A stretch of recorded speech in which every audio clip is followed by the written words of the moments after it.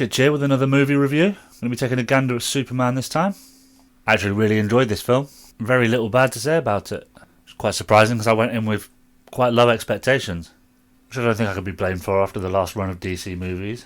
It's probably far too early to say that James Gunn's the saviour of DC, but I definitely think it's promising. I don't think I speak for everybody, but I'm about tired of the dark, gritty, emo side of the superheroes, where the director makes everything so dark that you can't see anything and then they chalk it up to artistic design. But I do have to hand it to Snyder. The way he took the Justice League, a big steaming pile of garbage, and, turned it into an even bigger steaming pile of garbage is really quite impressive. Okay, back to Superman. There was only one issue I really had with the whole movie, and that was the shoehorning the politics in there. It's not always a bad thing, but I felt like in this case it could have been done differently. It just didn't really feel necessary. When I watch a film about superheroes, I'm trying to escape reality, not have it forced back down my face. But the rest of the film was good enough that I pretty much overlooked that. But that would be my one negative. Other than that one small negative, I think it's probably the best hero movie I've seen in quite a while. Don't quote me, I think it's on track to be the best hero movie of the year, which I'd completely agree with. Not that there's been a lot of competition.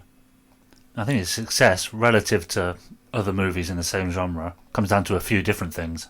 One of them being the same reason I think Peacemaker found quite a bit of success. And that's James Gunn's willingness to embrace some of the traditional and even some of the sillier lore.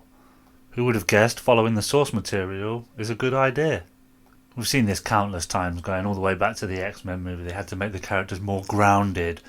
And I like the Christian Bale Batman, but the Batmobile was terrible because they had to make it more grounded. And this is where I think James Gunn does a good job.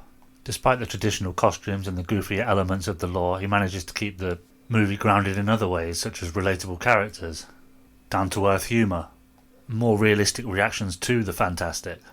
I think it also helped that James Gunn threw us in at the deep end when the world's already established. The fantastical's already normalised, which leads the viewers to focus on the things that matter, like the characters and the story, without having to question the origins or how all this became normalised. And I think most people can agree we're sick and tired of seeing the same origin story played out with slightly varied elements.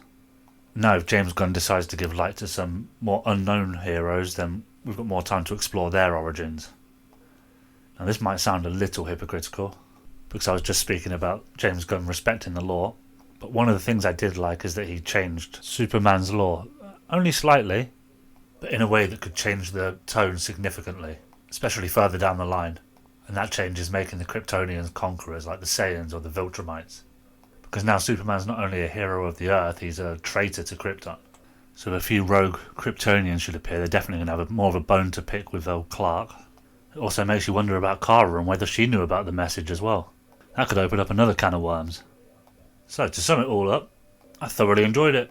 I think Gunn did a great job of keeping the world fantastical, yet grounded, without having to remove the core elements of what makes Superman Superman. I thought the cast was spot on. I really didn't think I would like this Corin Sweat bloke from the trailers, but I thought he was really good. I won't go through the whole list of who I thought was well cast. I think they were all done quite well. If I had to choose one that I don't think fitted too brilliantly, it'd be Jimmy. Even though he does look quite a lot like the one from the animated series, just half the size. It's not end of the world casting, he's quite a good actor. Thought all the costumes were great, didn't have an issue with any one of them. I'm just glad they all looked like actual comic book heroes and weren't just thrown in black spandex, X-Men style. For the most part, the action scenes were quite good. Although, if I did have to pick something to hate on, it would be Lex shouting numbers and letters. That did get a little bit old quite quickly. But again, a very small bone to pick. The CGI and the scenes themselves were enjoyable though. Should probably mention Krypto at this point as well. I thought he was a good addition. He seems like another one of those things that other writers would leave out because it's not grounded enough, but he's a big part of Superman lore, and yeah, I'm glad they put him in.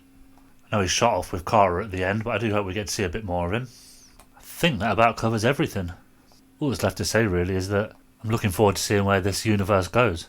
I think it's a very promising start. We've got Peacemaker just around the corner, so hopefully that can keep the ball rolling.